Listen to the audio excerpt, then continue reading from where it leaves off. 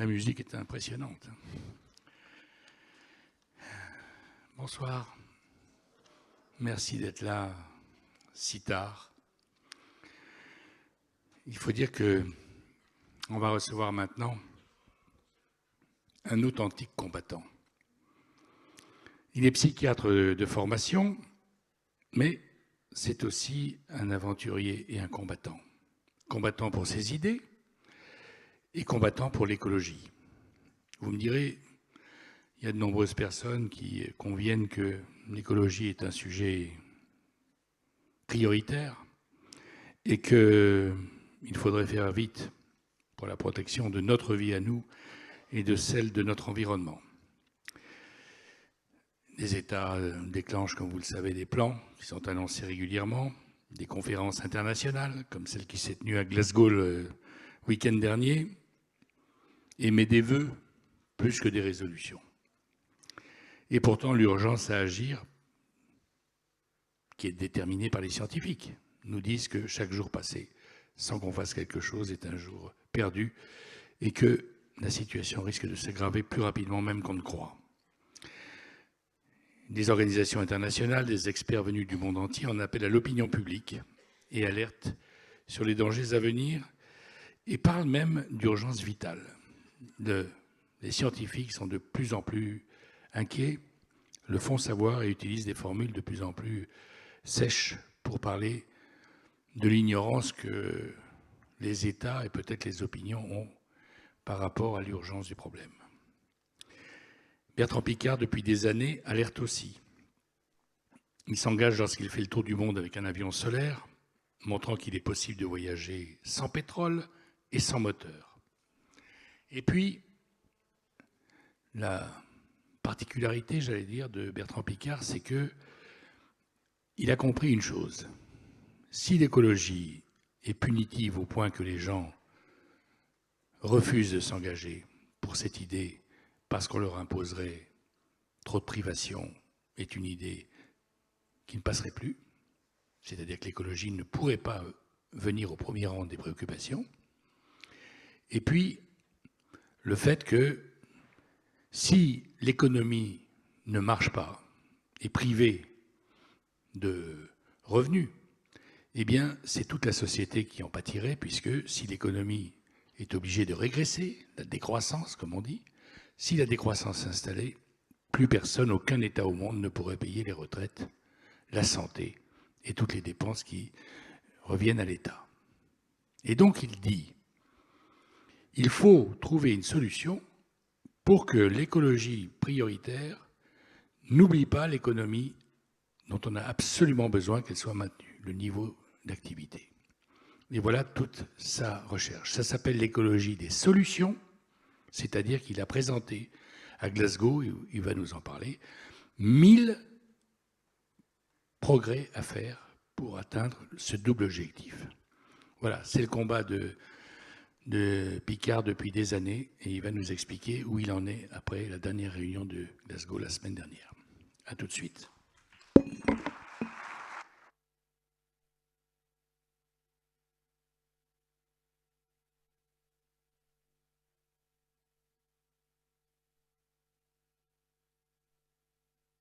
Bonsoir.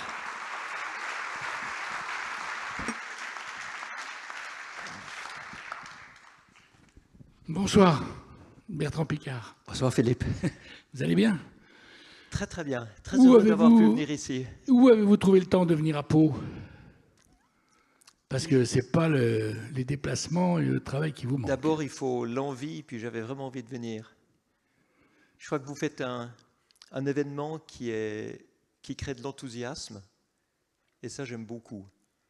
Et vous savez, je m'adresse toujours au monde politique ou au monde industriel, et je trouve que c'est extraordinaire de pouvoir parler juste entre nous, comme ça, entre êtres humains qui essayons, j'adore votre titre, hein, de nous construire, de nous reconstruire, de cheminer. Et puis de temps en temps, il y a des événements comme ça qui permettent de rencontrer des gens qui cheminent aussi dans cette vie. Et puis les échanges nous permettent de cheminer mieux. C'est exactement ça. Pardon? C'est exactement ça. Ouais. Ces rencontres-là sont formidables. C'est pour ça que Rarement il y a une place libre pendant ces rencontres, parce que c'est vraiment intéressant et c'est difficile à trouver. Si on doit lire tout un livre, etc., c'est différent, 3 livres ou 4 livres. Avoir quelqu'un qui vous convainc comme ça d'un combat qui est le sien depuis 40 ans, c'est autre chose que de lire 3 livres sur l'urgence climatique. Ça change tout. Hein. Et puis surtout, il faut replacer l'urgence climatique dans un contexte d'un monde qui évolue, de gens qui souffrent, de gens qui pensent que tout va bien. Il y a tellement de variété dans ce monde, il y a tellement de clivages également, que ce qu'il faut, c'est réunir, c'est fédérer, et puis essayer de voir quels sont les points communs, ce qu'on peut prendre de bon dans chaque théorie, et puis essayer de mettre ça ensemble pour avancer. En fait, on est en train de construire un puzzle, et il faut mettre toutes les pièces du puzzle ensemble. On ne peut pas laisser des puzzles de côté. Alors on a le puzzle écologique, puis on a le puzzle politique, puis on a le puzzle citoyen. Ça ne va pas, on est en train de construire le même puzzle. Il faut se mettre d'accord sur les pièces qu'on va utiliser. Oui, et trouver une direction qui fédère. Absolument. Alors, vous venez de loin. Hein, vous venez de loin. Vous avez un grand-père qui a été, quoi, en 1942, au plus haut de ce qui était possible à l'époque. Oui, en 1931, ouais. 1931, la première ascension dans la stratosphère. Et c'est amusant de voir à quel point ça va vite, parce que ça fait 90 ans. Aujourd'hui, la plupart des avions volent dans la stratosphère, et à l'époque, en 1931, c'était comme d'aller sur la Lune, de monter dans la stratosphère. C'était quelque chose qui était considéré comme totalement impossible, et avant même qu'il atterrisse, les journaux avaient annoncé qu'il était mort. Et pourtant, on est en Suisse. Il avait été décoré, on vérifie tout. Il avait été décoré à titre posthume de la Légion d'honneur avant d'atterrir. C'est vrai qu'à l'époque, c'était comme aller sur la Lune. La stratosphère, c'était quoi, 12 000 mètres 16 000. 16 000 mètres. 16 000, totalement inaccessible à l'époque, totalement normal maintenant. Ça montre les progrès qu'on fait. Ouais. Et en fait, mon grand-père est le premier à avoir vu la courbure de la Terre de ses propres yeux. Ouais. Ça, donc, pour ceux qui croient toujours que la Terre est plate... Votre famille témoigne. Votre père, alors après son père à lui, c'est-à-dire votre grand-père qui est allé au plus haut, lui est descendu au plus bas de ce que les océans connaissent, c'est-à-dire moins 11 000 mètres. Moins 11 000 mètres. Et là aussi, il y avait une préoccupation écologique. En fait, je n'ai pas dit, mais quand mon grand-père est monté dans la stratosphère, le but était de montrer qu'on pouvait survivre dans de l'air raréfié, au-dessus du mauvais temps, et voler avec moins de résistance à l'air, donc avec moins de consommation de carburant. Et c'était déjà sa préoccupation de l'efficience énergétique. Et ensuite, comme mon père a plongé dans la fosse des Mariannes, le but était de montrer qu'il y avait de la vie. Enfin, le but était de montrer, le but était de voir s'il y avait de la vie. De vérifier. Oui, de vérifier à l'époque où les gouvernements voulaient jeter les déchets radioactifs dans les fosses marines. Donc, vous voyez, on parlait déjà de l'énergie nucléaire à l'époque. Ce n'est pas nouveau aujourd'hui. Et on savait déjà plus où mettre les déchets. Et déjà, oui. Et en fait, les gouvernements pensaient bien faire en se disant il n'y a absolument rien dans les fosses marines les plus profondes, donc on peut tout y jeter. Ça va être englouti peu à peu dans les sédiments, arriver dans le magma terrestre, et ça ne gênera personne. Et en fait, comme il y avait un poisson... Quelle année était-ce, ça 1960. 60. Et mon père et son coéquipier ont vu un poisson, ont vu plusieurs crevettes au fond. Ça montrait qu'il y avait de l'oxygène. Et s'il y a de l'oxygène, ben, il peut venir que depuis la surface, parce qu'il est fabriqué en surface par ces petits organismes qu'on appelle le phytoplancton. Et ben, ça montre qu'il y a des courants verticaux qui descendent de la surface, qui arrivent au fond, qui brassent les océans, et que tout ce qu'on jette là au fond, un jour ou l'autre, polluerait l'entier de la planète. Donc ça a été une grande étape dans la protection de l'environnement. Ça l'a encouragé à poursuivre, à créer un institut européen d'écologie, de construire d'autres sous-marins, explorer le Gulf Stream, qui est tellement important pour la climatologie de l'hémisphère nord. Et puis de me montrer à moi qui étais un petit enfant à l'époque que l'exploration scientifique est là pour améliorer la qualité de vie, qu'elle est là au service de l'écologie et que la science a beaucoup à apporter. Alors pas n'importe quoi, mais il y a quand même des bases scientifiques dans la protection de l'environnement qu'il faut utiliser. Si votre père n'avait pas été là, on aurait eu des déchets radioactifs au fond de l'océan? Oui. Dites donc. Ça fait peur. Et vous savez, il y a une imprévoyance Ah oui, des c'est décideurs incroyable. qui est absolument invraisemblable. Et il y a des erreurs qui ont été faites à tout moment. Parfois, c'était des déchets radioactifs. Ensuite, c'était des décharges chimiques, des produits dangereux. Et puis aujourd'hui, pour extraire les minéraux qu'il faut pour nos téléphones portables, on jette de l'eau avec des produits chimiques hyper cancérigènes dans les rivières du monde entier. Donc, on n'a pas beaucoup évolué. Mais dites donc. Mais on a des téléphones portables plus modernes. Oui. Mais quand même, ça fait un peu peur ce que vous dites. Ça veut dire que le chemin est long. Très long encore. Mais le chemin est long. Et puis, ça montre, je pense que... Oui, en fait, vous avez ce thème, les idées mènent le monde. Mais bien sûr que les idées mènent le monde, c'est sûr, mais parfois c'est des mauvaises idées. Ce n'est pas forcément des bonnes idées. Et il y a quand même beaucoup d'égoïsme, beaucoup de court-termisme qui fait que des dirigeants prennent des décisions qui sont hyper dangereuses pour la planète pour faire plus de chiffre d'affaires, pour faire plus de bénéfices, pour vendre plus de produits. Et ça, nous sommes responsables, nous aussi, parce que c'est nous qui achetons ça. Bien sûr. C'est nous qui achetons ça. L'or est un produit qui crée énormément de pollution parce que pour extraire l'or, le séparer des autres roches, on utilise des produits hyper dangereux. Donc, la tentation, c'est quoi? La tentation, c'est d'accuser les autres parce que ça défoule et ça nous déculpabilise.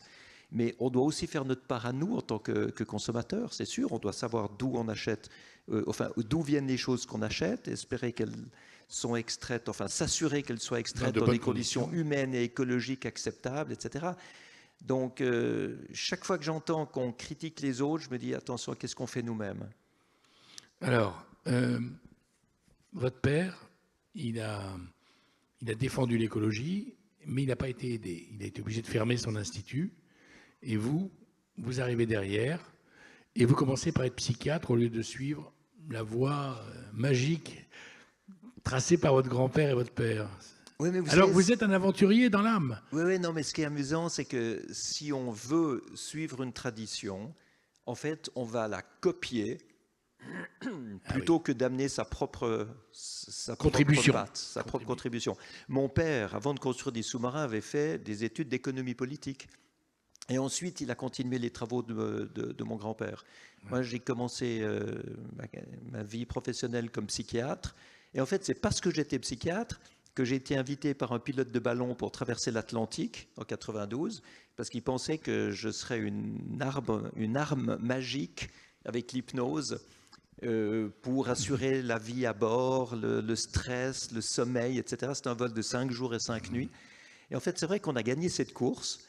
Et j'ai eu envie de continuer. C'est grâce à ça que j'ai fait le tour du monde en ballon et qu'ensuite il y a eu Solar Impulse. Donc en fait, c'est paradoxalement parce que je me suis écarté un peu de la tradition familiale que j'y suis retourné, mais par une autre porte. Une autre porte. Et c'est peut-être aussi pour ça que j'en parle beaucoup plus de l'aventure sous l'angle émotionnel ou philosophique ou psychologique que simplement sous l'angle technologique.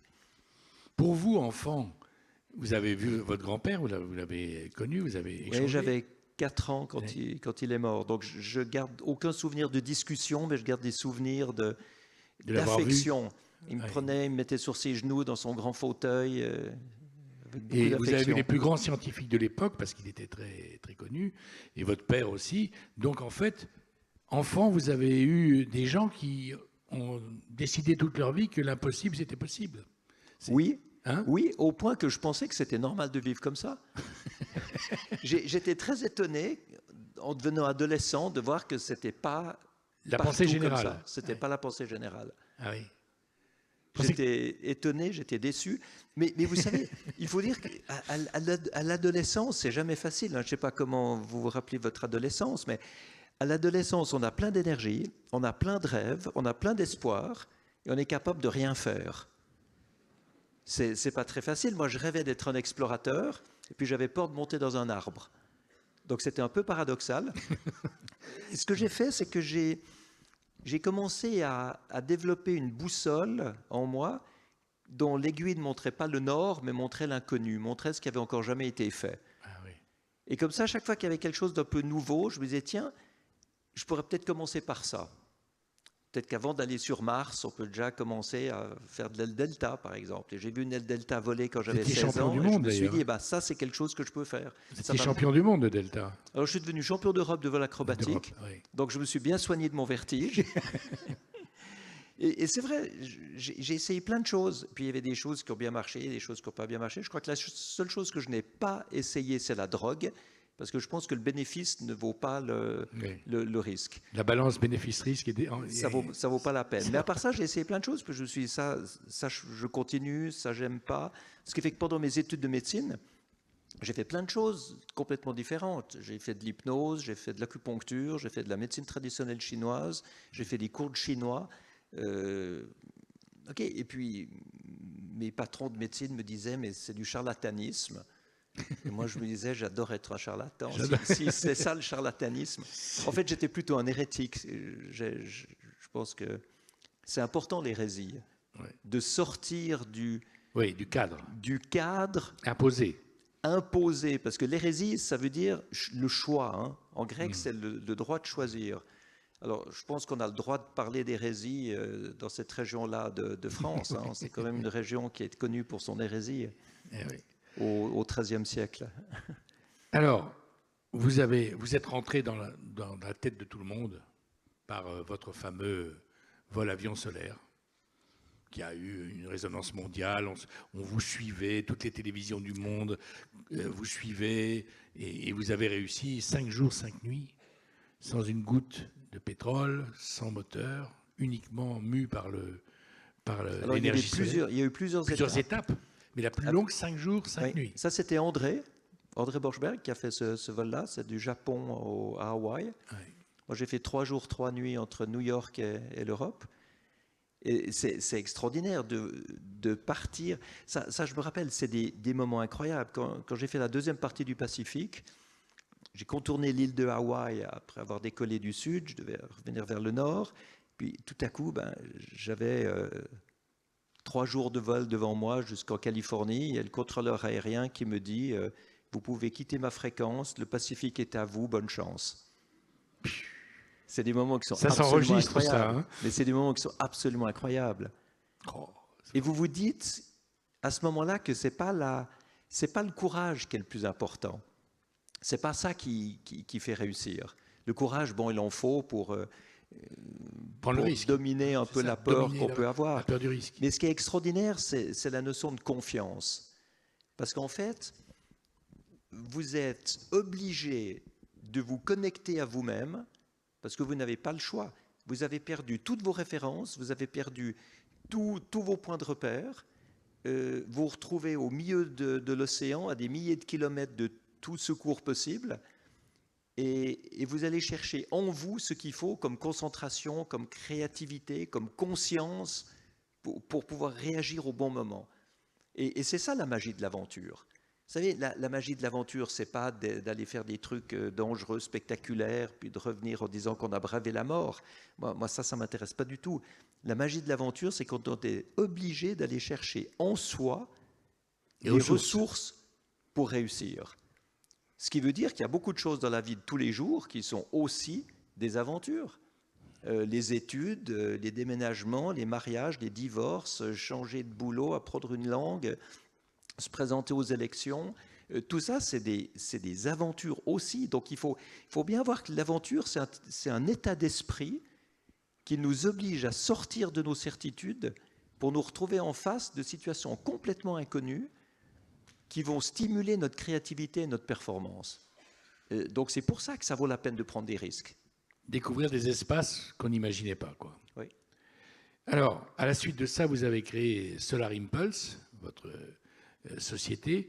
On va voir le... Fondation. Pardon ? Fondation. En fait, on avait Solar Impulse d'abord, qui était l'avion solaire. L'avion solaire. Qu'on appelait Solar Impulse. Puis ensuite, la Fondation Solar Impulse pour perpétuer le message avec des solutions, oui, comme on le verra dans le petit film. On va voir le film que vous nous avez apporté.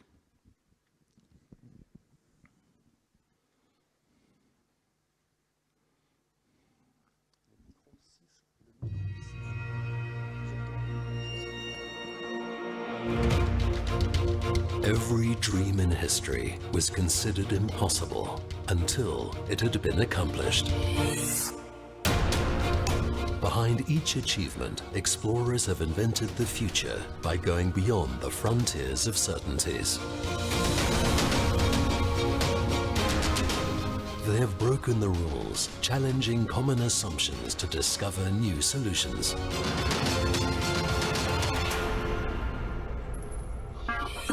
Today, solving the environmental crisis seems out of reach. We need the same pioneering spirit that has in the past allowed mankind to achieve the impossible. This is how we will find the solutions to change the world. Bertrand Piccard, the visionary behind Solar Impulse, wanted to demonstrate the incredible potential of renewable energies and clean technologies.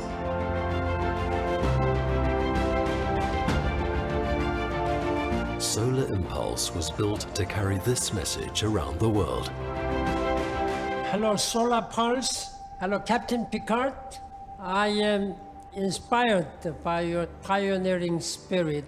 You know, Mr. Secretary General, if an airplane like Solar Impulse can fly day and night without fuel, the world, of course, can be much cleaner. Hotel India Bravo, turning final, 02 right.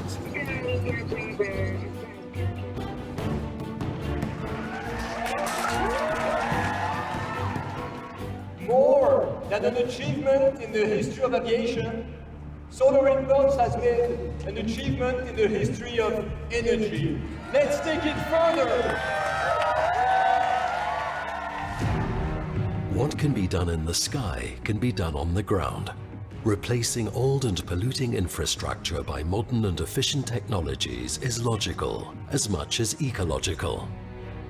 Convinced the protection of the environment will become a reality only if it's economically viable, Bertrand Piccard has launched the second phase of his action, committing the Solar Impulse Foundation to identify 1,000 solutions that can protect the environment in a profitable way.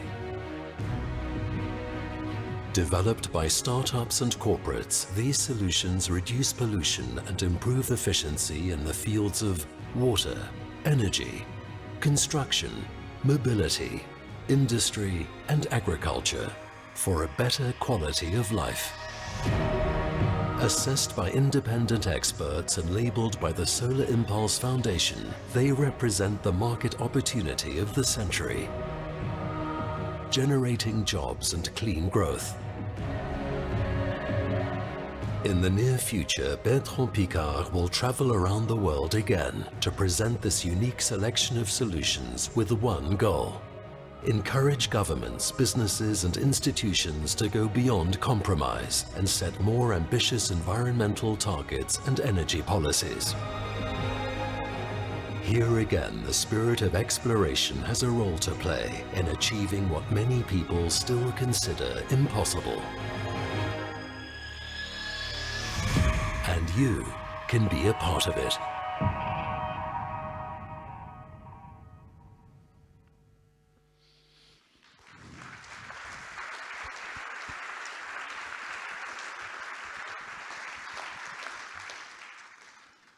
Vous demandez à tout le monde d'être Bertrand Piccard, en gros. Hein? Mais il faut que tout le monde intègre toutes les idées et toutes les manières de faire. Parce qu'il y a des manières de faire qu'on ne connaît pas, alors que d'autres les connaissent. Il faut partager tout ce know-how, toutes ces expériences, etc. Il n'y a pas juste une manière de faire. En fait, vous savez, on apprend dans la vie que dans la rencontre avec des gens qui pensent autrement. C'est la seule manière d'apprendre. Donc c'est passionnant de voir des gens qui ont d'autres expériences, d'autres manières de faire, d'autres manières d'imaginer le monde. Et on voit à la fin de votre film, on voit la Terre vue d'en haut telle que vous l'avez vue dans votre avion. On dit toujours que lorsqu'on voit la Terre, le globe, tel qu'il est quand on est très haut, vous étiez à quelle altitude? On était avec Solar Impulse à 9000 mètres. 9000 mètres. Donc vous avez vu le globe. Est-ce que ça a changé, comme le disent beaucoup d'astronautes, la vision de ce qu'ils ont du monde, de la nécessité d'écologie, lorsque vous avez vu, vous aussi, le globe de haut, de très haut, de plus haut qu'un vol régulier? Oui, bien que je l'ai vu de beaucoup moins haut que les astronautes. Mais vous savez, il y a quelque chose de très paradoxal, c'est que quand on vit quelque chose comme ça, on revient et on dit que la Terre est magnifique, que la vie est magique, que c'est un miracle d'avoir une planète comme ça dans le cosmos, et puis il faut la protéger. Et puis tout le monde applaudit. C'est magnifique, vous faites une réputation merveilleuse de poète, d'explorateur humaniste, etc. Mais ça ne change rien. Ça ne change rien du tout. Ce n'est pas ça qui va convaincre les industriels de produire plus propre, les consommateurs d'acheter différemment, ou le monde politique de faire les réglementations qu'il faut. Ça ne change rien du tout. Par conséquent, moi, je suis un petit peu sorti de ce côté-là pour essayer d'être... Du côté créateur de rêve, vous voulez dire? Mais non, du côté un peu idéaliste. Qu'il suffit qu'on décrive la beauté de la planète pour que les gens aient envie de changer ce qu'ils font et de protéger le monde. C'est magnifique, mais c'est trop idéaliste. Dans les faits, la beauté ne dissuade pas l'être humain de l'horreur. Et la compassion ne dissuade pas l'être humain de l'égoïsme. Par conséquent, moi, je suis devenu beaucoup plus terre-à-terre, ce qui est paradoxal pour un pilote.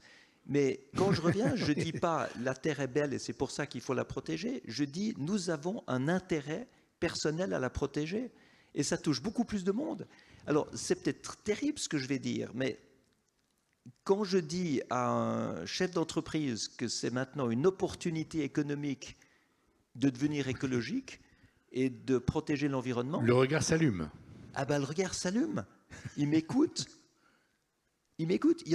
J'ai même parlé à des politiciens en Suisse en parlant de nouvelles technologies, d'énergie renouvelable, ce qu'on appelle les clean tech, en disant que ce serait bien pour l'exportation, pour la création d'emplois. Et comme vous dites, le regard s'est allumé. Ils m'ont dit « Ah, mais ça nous intéresse beaucoup. » Et ils ont rajouté « On avait peur que vous veniez nous parler de protection de l'environnement. » Non, mais le monde, il fonctionne comme ça. C'est ce genre-là d'idées qui mène le monde politique, très souvent, ou le monde économique, ou le monde industriel. Par conséquent, plutôt que de dire « Regardez les belles images que j'ai faites avec Solar Impulse », moi je reviens en leur disant « Regardez comme j'ai réussi à être efficient avec mon avion solaire. J'ai fait le tour du monde avec un avion qui n'avait pas de carburant, uniquement parce que l'énergie solaire suffisait pour voler. Et de nuit. Et on n'avait pas besoin d'un gros moteur. On volait avec la puissance d'un scooter. Et la nuit, on avait cassé un autre paradigme en ayant des batteries chargées pendant le vol de jour pour pouvoir passer la nuit en vol et atteindre le lever de soleil suivant et continuer. Donc finalement, on était symboliquement exactement comme chaque génération qui doit transmettre la planète à la génération suivante avant la catastrophe. Et nous, on était dans cet avion solaire à essayer de passer la nuit, atteindre le lever de soleil suivant pour refaire le cycle suivant. Donc c'était très symbolique. Mais moi, j'en parle beaucoup plus en termes de nouvelles technologies, d'efficience énergétique, d'énergie renouvelable, parce que paradoxalement, c'est ça qui porte. Alors c'est pour ça que je suis très content ici ce soir, parce qu'ici on peut parler de la beauté de la planète et puis de la magie qu'on peut éprouver d'être un être humain sur cette terre. Et peut-être que quand on est entre citoyens sans enjeux politiques ou économiques, eh ben on va pouvoir s'entendre encore mieux. On sera peut-être sur un plan plus philosophique là ce soir. Alors, est-ce que vous avez progressé dans la direction que vous venez de dire? C'est-à-dire, il y a combien de temps le vol Le vol, il y a 5 ans et demi. 5 ans et demi. Et il y a donc, 5 ans, j'ai annoncé que la Fondation Solar Impulse allait identifier plus de 1000 solutions pour protéger l'environnement de façon rentable. On a passé la barre des 1000 en avril dernier. On est à 1300 aujourd'hui. Bon. Donc, vous avez... Ce n'est pas des idées. Alors, je m'excuse, même si les idées mènent le monde, là, c'est des solutions qui mènent le monde. Ce n'est pas des idées. C'est des solutions totalement concrètes qui existent aujourd'hui, qui sont économiquement rentables pour l'entreprise qui les produit et pour le consommateur qui les utilise. Et elles protègent l'environnement parce qu'elles font mieux que tout ce qui existe d'autre, ou alors c'est des nouvelles opportunités de protéger l'environnement qui n'existaient pas encore. Alors, est-ce qu'on peut profiter de votre présence pour juste éclaircir un point qui doit rentrer dans les propositions que vous faites? cette fameuse affaire qui revient maintenant à la veille des élections en France sur tout ce qui est énergie par l'éolien, par etc. C'est intermittent et ça ne peut pas répondre aux besoins de la population, surtout à un moment où on prévoit que la consommation d'énergie va prendre 50% dans les 10 ans qui viennent à cause de l'électricité qui sera pour les voitures, etc. Est-ce que cette idée est juste? Est-ce que ça a un sens? Et est-ce que vous avez réponse à cette question qui impose la création du nucléaire? Alors, je vous aime beaucoup, Philippe, mais l'entier de l'hypothèse que vous avez émise est fausse. Je n'ai pas émis d'hypothèse. J'ai dit C'est-à-dire que ce qui se passe, c'est que aujourd'hui, il faut bien voir que 3/4 de l'énergie qui est produite est perdue, gaspillée par des comportements inadéquats ou par l'inefficience des systèmes qu'on utilise. Le moteur thermique d'une voiture, c'est 27% de rendement quand le moteur est chaud et qu'on tourne à régime constant. Sinon, c'est 15 à 20. Ce qui veut dire qu'entre les 3/4 et les 4/5 de carburant qu'on met dans le réservoir, que vous payez pour mettre dans le réservoir, est perdu en force de frottement, de résistance, chaleur, etc. Avec l'électricité, c'est exactement la même chose. Si vous avez un radiateur électrique, un de ces fameux grille-pains qu'on utilisait pour utiliser l'énergie nucléaire dans les années 70, et malheureusement ça a continué jusqu'à maintenant, ces grille-pains, c'est 4 fois plus d'énergie par degré qu'une pompe à chaleur. Tout est comme ça. Tout. On est dans un monde de gaspillage. Alors, ça ne sert à rien de vouloir produire plus tant qu'on continue à gaspiller. En fait, on est comme un abruti dans une baignoire qui a une fuite dans la baignoire et au lieu de colmater la fuite, il rajoute de l'eau. Et c'était intéressant parce que quand j'ai été voir les constructeurs aéronautiques pour construire Solar Impulse, ils se sont basés sur le même paradigme complètement faux. Ils m'ont dit, on ne pourra jamais avoir assez d'énergie avec le soleil pour faire voler un avion jour et nuit. Eh ben, nous, on a construit un avion qui n'était pas un avion normal, on a construit un avion efficient. Et parce qu'il était efficient, il pouvait parfaitement se contenter de l'énergie solaire qu'on avait à disposition. Et dans notre monde, c'est ça. Alors, l'efficience énergétique, pourquoi c'est important? C'est parce que quand on devient efficient, on économise tellement d'argent que ça paye l'investissement de départ. Donc, si vous isolez votre bâtiment et que vous mettez une pompe à chaleur, les économies sur votre facture énergétique vont payer les investissements en une dizaine d'années.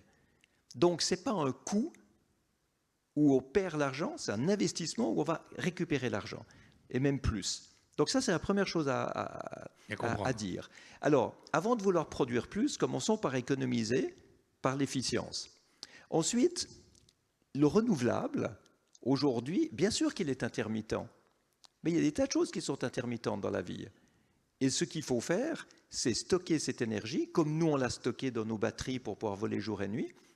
Alors, il y a des tas de manières de stocker l'énergie. On dit que ce n'est pas stockable, justement, que c'est difficile de la stocker. J'adore que vous apportiez tous ces arguments qu'on peut comme mais ça... Non, mais ces arguments qu'on entend sans cesse. L'un après l'autre. Non, mais c'est important, vous faites bien parce que vous relevez les doutes insinués dans l'esprit des gens par des fausses informations. Voilà. L'énergie se stocke très bien en fonction des situations de chaque pays ou de chaque région. Si vous avez des montagnes, vous pouvez stocker dans du pompage-turbinage. C'est 2 lacs à une hauteur différente. Quand vous avez assez de solaire et d'éolien, vous pompez l'eau du lac d'en bas vers le lac d'en haut. Oui, j'ai et vu puis ça. quand vous avez besoin d'énergie, vous faites redescendre ça. Comme la marée motrice de l'eau de mer, quoi. C'est le même système. Oui, sauf que là, vous stockez l'énergie directement dans l'énergie potentielle. Et ensuite, vous faites redescendre l'eau dans les turbines. Moi, j'ai été visiter un centre comme ça dans les Alpes suisses. C'est l'équivalent d'une centrale nucléaire pendant 30 heures qu'on peut donner avec ça. Et le plus souvent, on n'en a pas besoin pendant 30 heures. On en a besoin pendant quelques minutes ou quelques heures, ou bien une nuit, s'il n'y a pas de vent, une journée quand il y a du sol, quand il y a tout à coup plus de soleil un moment, etc. Vous stockez de l'énergie avec des batteries. En Californie, c'est déjà une habitude de faire comme ça. Alors, je pense que c'est un peu idiot d'avoir des batteries dans des maisons, des batteries neuves dans des maisons, alors qu'on peut utiliser les batteries des véhicules électriques. Et finalement, la vraie valeur de la voiture électrique, c'est pas de rouler 5% du temps. C'est pendant 95% du temps, quand elle ne roule pas, c'est de stocker l'énergie intermittente pour la restituer sur le réseau au moment où il y a un pic de consommation. Quand vous rentrez tous chez vous, vous allumez télévision, four, plaque électrique, chauffage, lumière, etc. Ça fait un pic de consommation. Comment est-ce qu'on y répond? D'habitude avec des centrales à gaz qu'on peut allumer et fermer rapidement. Eh bien, si c'est les voitures électriques qui se déchargent sur le réseau et qu'ensuite, quand plus personne ou presque a besoin d'énergie après minuit, on recharge la batterie, comme ça vous avez votre voiture prête pour repartir le lendemain. Le problème, c'est que c'est interdit. C'est tellement simple, mais c'est interdit. Parce que...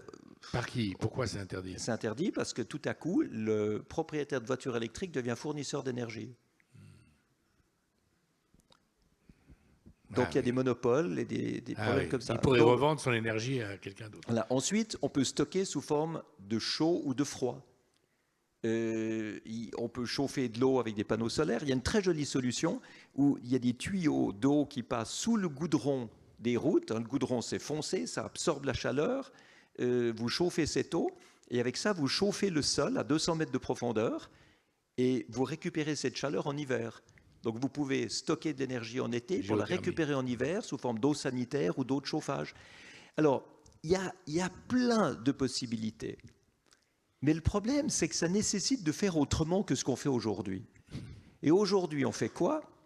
Aujourd'hui, on gaspille et on compense en produisant plus.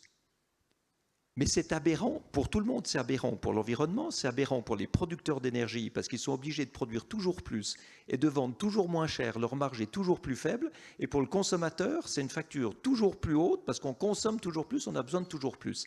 Et moi, ce que j'appelle la croissance qualitative, c'est justement ce moment où on peut sortir de ce couplage avec le gaspillage et l'excès de consommation pour se coupler sur la qualité de l'efficience. Bertrand Piccard. Et ça, tout le monde en profitera. Bertrand Piccard, vous connaissez le monde entier. Vous connaissez tous les dirigeants de la planète. Votre nom est connu par toutes les opinions de la planète aussi. Comment se fait-il que, si votre raisonnement est vrai, ce dont personnellement je suis incapable de juger, mais comment se fait-il, puisqu'il fait gagner tout le monde, qu'il ne s'impose pas aux dirigeants? Pourquoi les dirigeants s'arc-bouteraient sur quelque chose qui, à l'évidence, ne rend service ni à l'un ni à l'autre? Parce que Ou alors il y a quelque chose qui manque. Parce que pendant très très longtemps, il y a eu ce message que l'écologie coûtait cher, qu'elle devait être sacrificielle, qu'il fallait décroître, qu'il fallait moins de consommation, moins de mobilité, moins de confort. Et ça a monté 95% de la population contre les 5% qui disaient ça. Et on a très très peu progressé à cause de ce problème-là. Maintenant, les technologies ont évolué sur le plan financement. C'est de combien d'années? Rentable. Mais écoutez, il y a 10 ans, je pense que l'énergie solaire coûtait 10 fois plus qu'aujourd'hui. Ah oui. Aujourd'hui, le record du monde de l'énergie solaire, c'est au Portugal, 1,5 centime le kilowattheure. Vous payez probablement en France dans les 15 centimes le kilowattheure. 10 fois plus. Comment? 10 fois plus. Oui, c'est 10 fois plus. Ensuite, il y a une autre chose, c'est que la population n'est pas du tout prête à faire des sacrifices. Ni en France, ni en Suisse, ni ailleurs. La Suisse a refusé une loi sur le CO2. La Suisse a le parc automobile le plus polluant d'Europe parce que c'est les plus grosses cylindrées, les voitures les plus lourdes. La France est descendue dans la rue, d'abord avec les bonnets rouges, quand il y a eu la première taxe carbone, ensuite avec les gilets jaunes. Donc, les gouvernements ont très peur de prendre des mesures ambitieuses. Chat échaudé craint l'eau froide, hein, il y en a beaucoup, et je peux vous dire qu'en France, il y a beaucoup d'envie au niveau gouvernement de protéger l'environnement, mais ce n'est pas évident. Parce que personne n'a envie de rallumer une bombe à retardement. Parce que ce que vous dites, ça demanderait quand même 10 années d'investissement lourd qui obligerait les gens à restreindre un peu la consommation ou pas? Non. L'équilibre dont vous parlez... Mais écoutez, il y a des aberrations et des démesures à arrêter. C'est clair que c'est aberrant de prendre un avion pour aller acheter ses t-shirts moins chers en Espagne que ce qu'on a ici. C'est vrai qu'il y a des comportements aberrants avec les low cost, avec des excès de consommation, quand on veut acheter des choses qui viennent de l'autre bout du monde, qui sont amenées par container avec des carburants lourds et polluants sur les bateaux de transport. C'est évident que c'est aberrant. Mais moi, je pense qu'on peut très bien y arriver sans demander de sacrifices importants à la population. Mais pour ça, il faut un investissement de départ. Et personne ne s'est encore mis d'accord sur qui va faire l'investissement. Je vous donne un exemple, parce qu'il faut être très concret. Si vous êtes locataire dans un immeuble, il y a un propriétaire pour l'immeuble.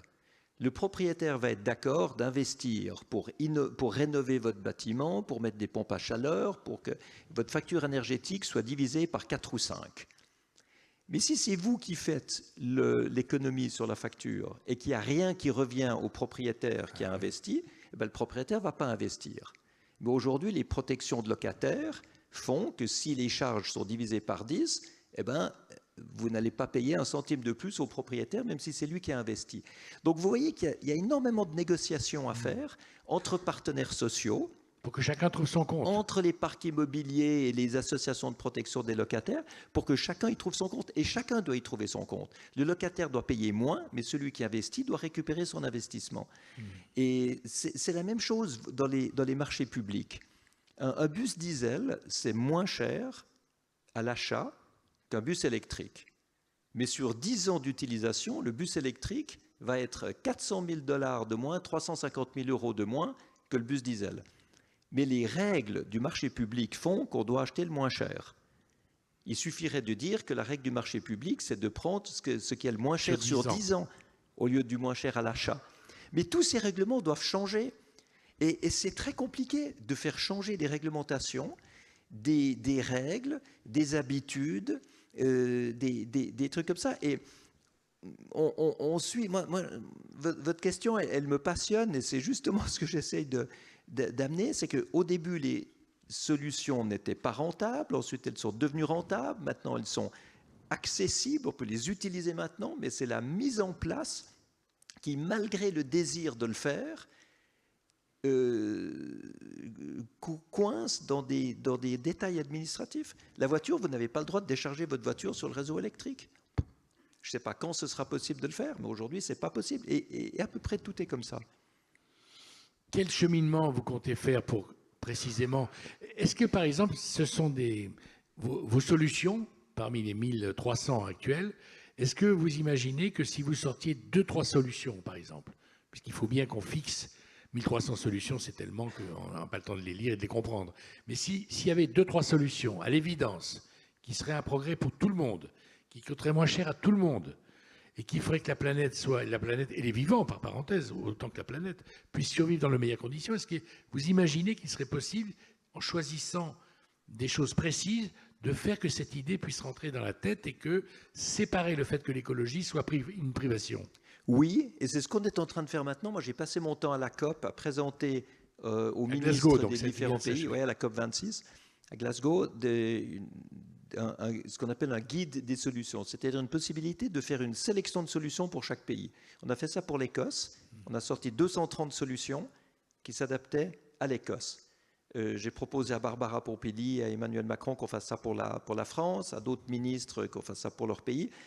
Et je pense que c'est une première étape importante pour vraiment montrer à chaque pays ce qui est applicable dans chaque pays. Et puis le stade suivant, c'est vrai que ce sera de faire des campagnes de communication publiques pour que tout le monde comprenne qu'on peut encourager le gouvernement national, régional ou dans la métropole ou dans la ville de mettre en place ces solutions et que c'est un avantage pour tout le monde.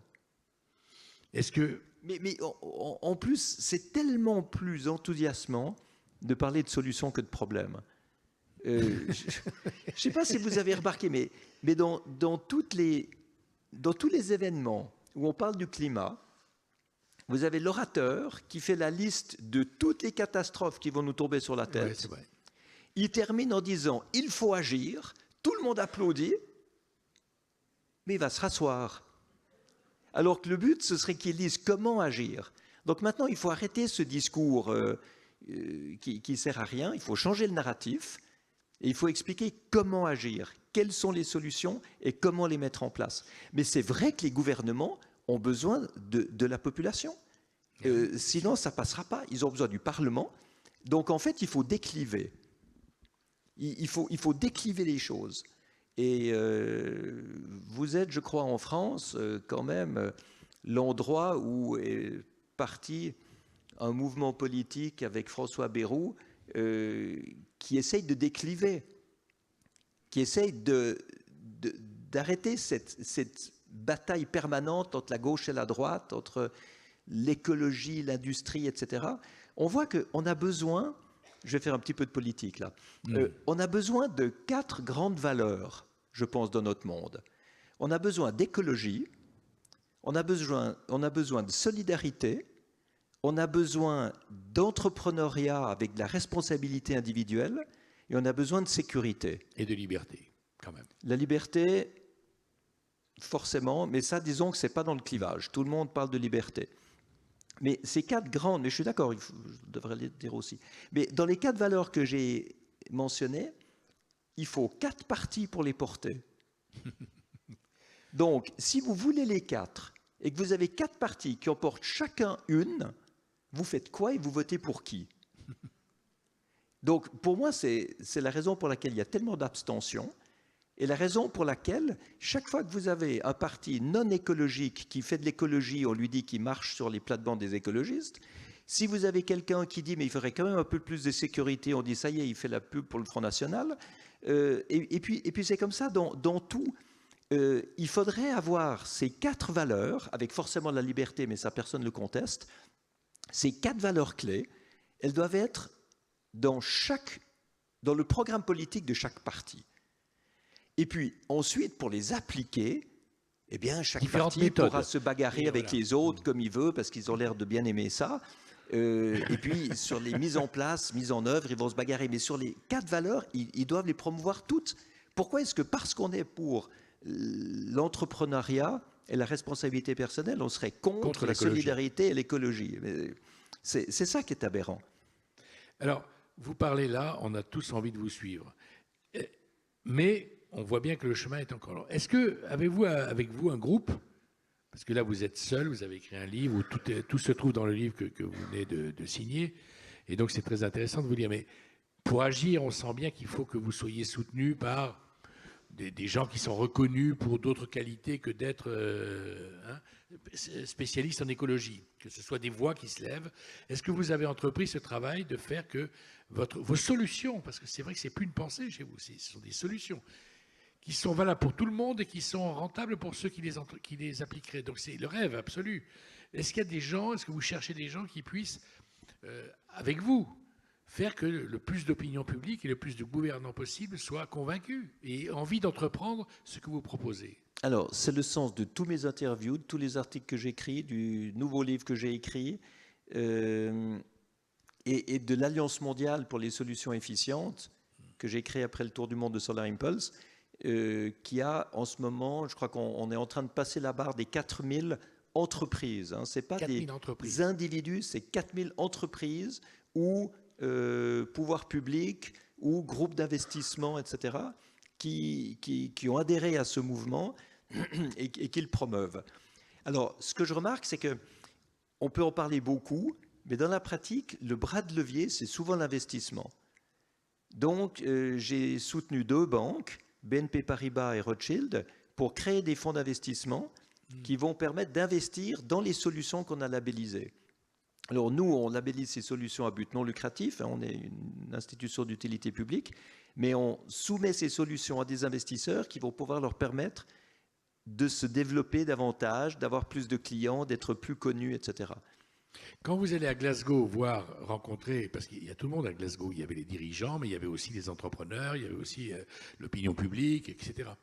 Donc quand vous leur dites et leur expliquez une parmi les 1300 solutions, est-ce qu'il y a des gens qui contestent ce que vous affirmez en disant non, Monsieur Picard, là on n'est pas d'accord là-dessus, ce n'est pas une solution que nous pouvons accepter pour telle et telle raison? Est-ce qu'il vous est arrivé d'être contesté sur vos propositions?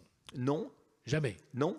Ce qui est intéressant, c'est que la contestation, à ce niveau-là, vient parfois de certains activistes écologistes.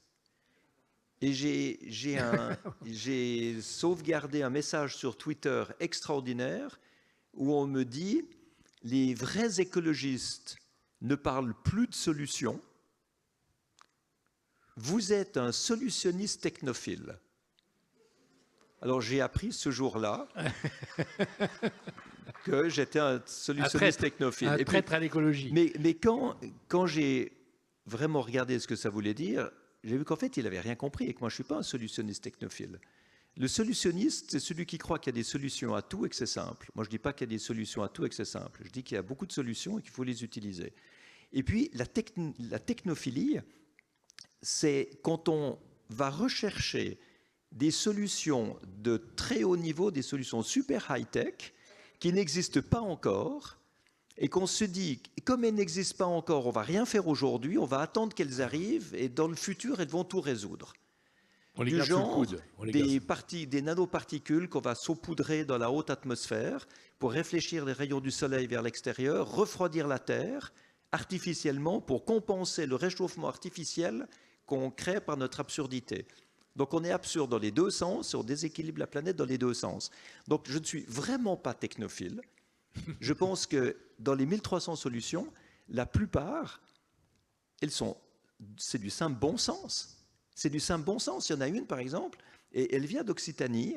D'Occitanie. Comment? D'Occitanie, oui. D'Occitanie.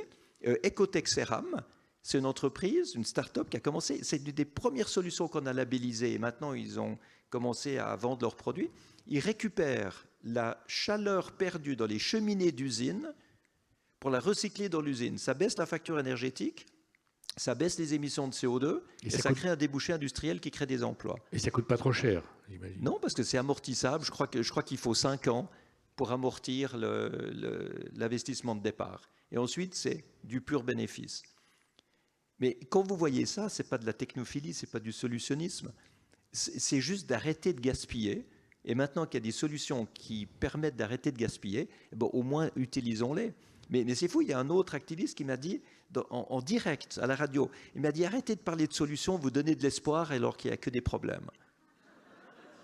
Je suis content que vous riez, ça montre que vos idées devraient mener le monde. Est-ce que Greta Thunberg est une aide pour vous ou au contraire un problème?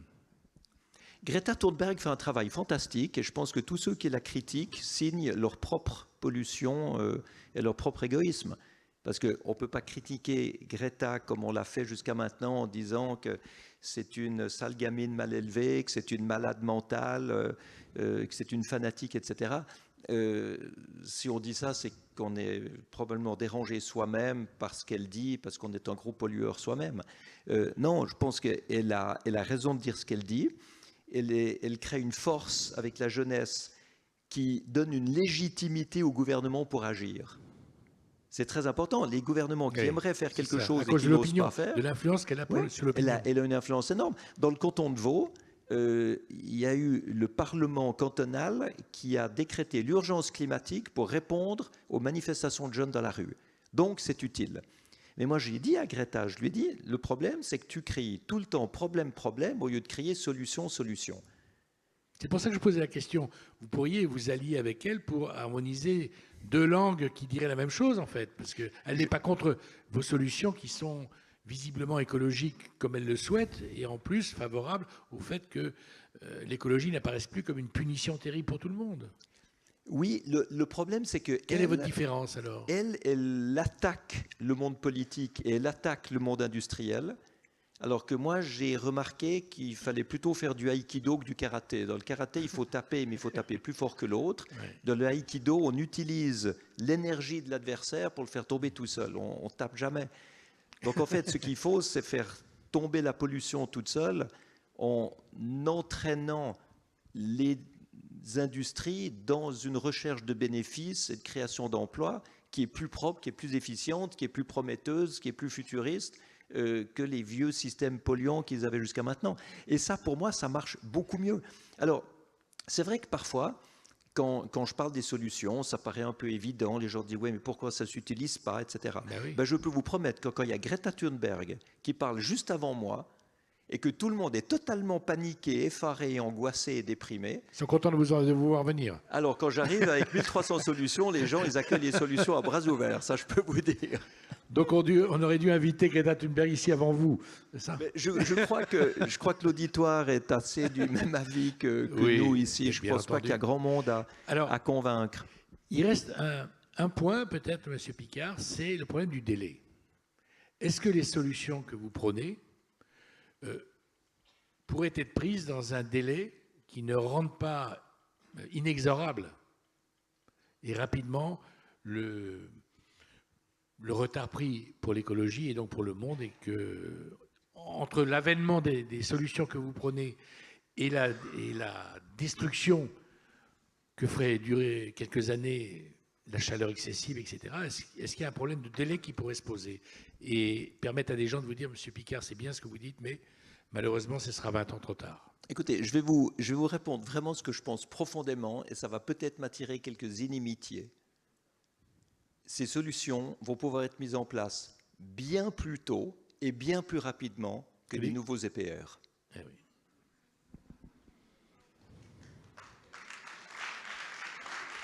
Et moins cher. Et beaucoup moins cher. Et beaucoup moins cher. Vous sortez de l'énergie beaucoup moins cher. Alors, moi, je n'entre pas dans le débat émotionnel pour ou contre le nucléaire.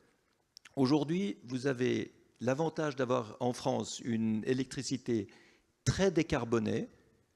Vous avez des réacteurs nucléaires. Je pense pas que c'est adéquat de les démanteler. Je pense qu'ils ont encore une durée de vie qu'il faut utiliser et faire ce que les Allemands ont fait, c'est-à-dire de démanteler du nucléaire qui fonctionne pour compenser avec du charbon parce qu'il n'y a plus assez de production d'électricité, c'est pas adéquat dans le contexte actuel. Donc vous avez des réacteurs, profitez-en, vous avez une énergie qui est Évitons qui est de assez mettre du propre. charbon en plus. Mais par contre, utiliser le renouvelable pour tout le reste et l'efficience énergétique pour tout le reste. Et on aura décarboné beaucoup plus vite ce qui reste à décarboner. Vous pensez qu'on va dans la bonne direction, que les dirigeants, pour commencer par eux, c'est une idée qui pourrait être intéressante, qu'ils auraient intérêt à étudier, bien sûr, mais que quelque chose germe dans cette direction-là? J'ai pas compris la question. Que quoi doit germer? Est-ce que les propositions que vous dites, le choix que vous faites sur les délais, c'est-à-dire rendre possible ce qui paraît impossible, c'est ça le problème. Pour le moment, on dit c'est impossible parce que, voilà. Donc, est-ce que vous arrivez vous pensez progresser dans le fait que les dirigeants, ceux qui prennent les décisions, puissent être peu à peu convaincus avant que ne s'entame ce retour au nucléaire, aux EPR? Est-ce que vous pensez qu'on va dans une direction telle que vous soyez un peu optimiste sur ce point? Franchement, je ne sais pas. Ça dépend de qui? Ça dépend, maintenant, ce qui est intéressant, c'est que ça dépend plus seulement du monde politique, ça dépend du monde administratif. Ah bon? Parce que les sujets devraient être traités de manière systémique et sont traités au contraire par silos.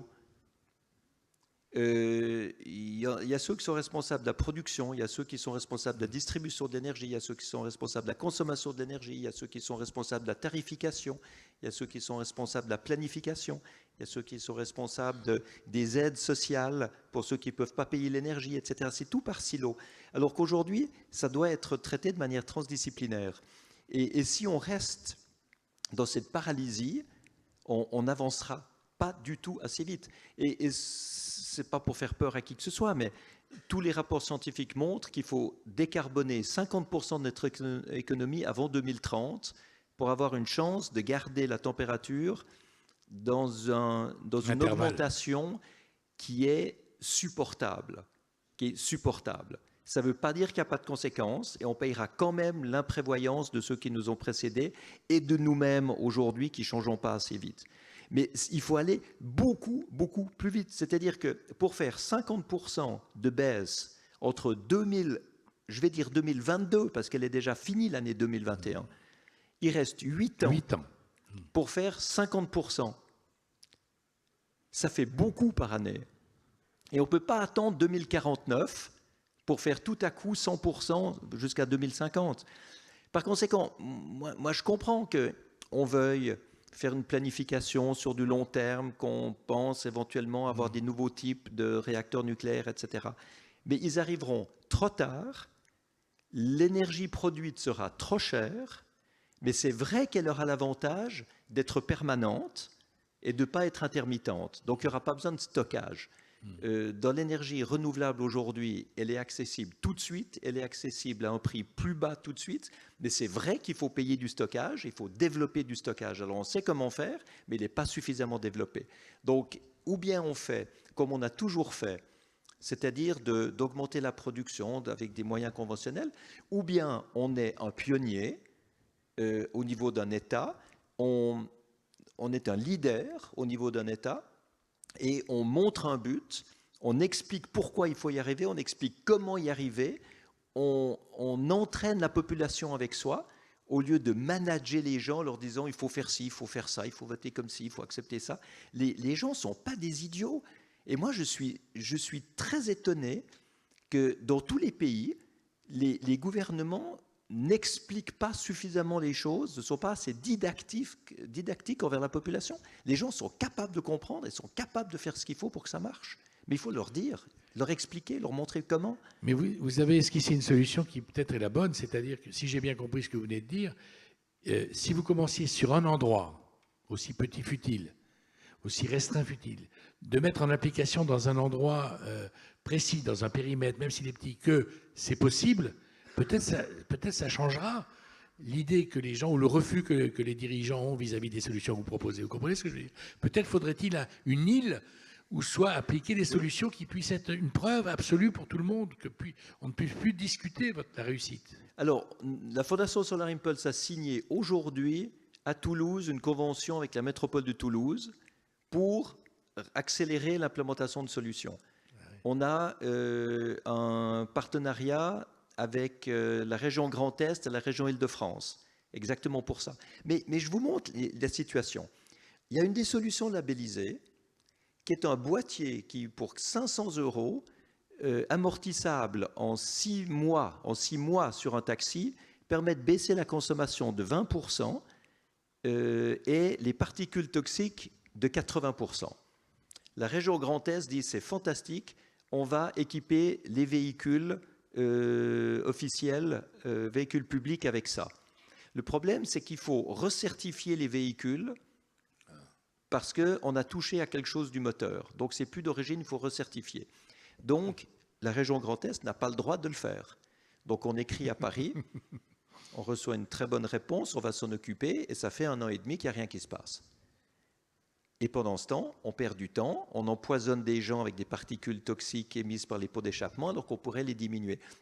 Donc, ce qu'il faut obtenir de manière extrêmement concrète des autorités, c'est un durcissement des normes et des standards écologiques. Puisqu'on peut réduire de 80% les particules toxiques des pots d'échappement, eh bien, en attendant que toutes les voitures soient électriques, eh bien, il faut que les normes obligent de diviser par 5 les émissions de particules toxiques. Voilà. Et comme ça, ça forcera l'utilisation de ces nouveaux systèmes. Et tout est comme ça. Aujourd'hui, on est en retard avec les réglementations par rapport aux possibilités de la technique. Ce qui fait que les entreprises qui polluent, même les États qui polluent, disent « mais écoutez, nous, on est tout à fait dans la légalité, on applique les règles.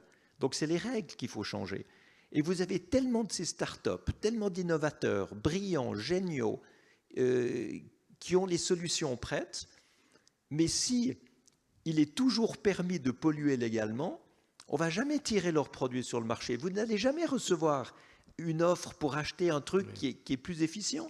Ça n'arrivera pas jusqu'à vous. Et c'est pour ça qu'il faut que les réglementations évoluent et que ça devienne interdit de polluer, mais interdit de polluer pas pour que ça vous coûte plus cher, mais interdit de polluer pour que toutes ces solutions vous arrivent et que vous puissiez payer moins cher. Mais c'est fou, hein, c'est fou. Mais si vous n'y arriviez pas jusqu'à présent, qui va y arriver? C'est ça le problème. Il y a certains pays qui prennent des décisions intéressantes. L'Argentine, par exemple, a sorti l'écologie du conflit gauche-droite. Parce qu'ils avaient remarqué qu'ils changeaient assez souvent de gouvernement. Et par conséquent, ils allaient garder l'écologie avec le même programme qu'on soit à gauche ou à droite. La Californie a fait la même chose. Ils ont passé de gouverneurs républicains, démocrates à républicains, etc. Et En préservant. ils ont toujours gardé les mêmes réglementations hyper ambitieuses qui ont découplé la croissance économique de l'émission de CO2. Donc c'est possible. Vous avez le record du monde d'énergie solaire au Portugal. C'est qui a gagné cette offre publique? C'est une société française qui s'appelle Acuo Énergie. C'est les Français qui ont gagné ça. C'est génial, mais pourquoi il n'y en a pas ici? Il devrait y en avoir aussi ici. Ce serait peut-être un tout petit peu plus cher parce qu'il y a un tout petit peu moins de rayonnement solaire de ce côté des Pyrénées que de l'autre côté. Mais même si vous payez 2 centimes et demi, il me semble que c'est quand même... C'est beaucoup moins que 25. Quand même beaucoup moins. Donc voilà. Je peux continuer pendant des heures à me plaindre, en fait. Vous avez une phrase qui est intéressante. Celui qui tente d'arriver à tout, court le plus grand risque de n'arriver à rien. Moi, j'essaye d'atteindre la moitié, mais je pense y parvenir. Ça, c'est votre manière d'avancer. C'est ma manière d'avancer. Je pense que c'est plus éco-réaliste d'essayer d'obtenir des résultats extrêmement concrets et puis de le faire dès qu'on peut, de la manière qu'on peut. Alors évidemment, peut-être que plus tard, on pourra faire mieux. Il y a que ça qui accélérera les choses, qui lancera la machine. Moi, je compare ces 1300 solutions à des piranhas. Vous savez, si vous avez lu Tintin, il se fait attaquer à un moment donné par un piranha. C'est un petit poisson. Ça fait pas mal quand vous faites mordre par un piranha. Par contre, si vous avez 1300 piranhas qui arrivent d'un coup, vous êtes réduit à l'état de squelette en 2 minutes. Eh bien, finalement, ces 1300 solutions, il n'y en a pas une qui va changer le monde, mais tout ensemble, elles vont beaucoup améliorer la situation.